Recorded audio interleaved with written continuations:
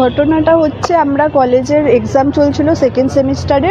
আমরা পরীক্ষা দিয়ে বিবেকানন্দ কলেজ থেকে পরীক্ষা দিয়ে আসছিলাম। তো সেই মুহূর্তে শাঁখারি পুকুরের কাছে এই লোকটা আমাদেরকে ডাকে এই বলে। তো আমরা তখন টোটোতে 4 জন থাকি।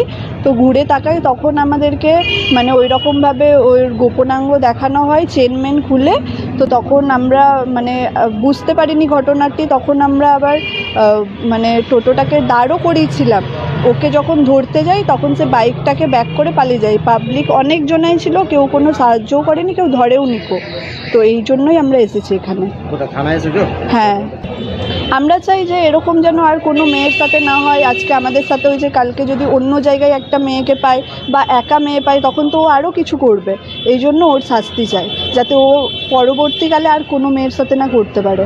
কোথাও কি নিরাপত্তার অভাব বোধ করছিল? নিরাপত্তা বলতে ওখানটা তো নিরাপত্তাই ভেবেছিলাম, কারণ ওখানে অত লোকজন ছিল, টোটো চলছে, ভিডিওটা দেখেছেন আশা করি। তো ওখানে নিরাপত্তাই ভেবেছিলাম, কিন্তু সবাই দেখছিল, কেউ কিছু করেনি। আমরা নেমেওছি টোটো থেকে ধরবো বলে, কিন্তু কেউ ধরারও চেষ্টা করেনি। ও বাইকটাকে ঘুরিয়ে পালিয়ে গিয়েছিল।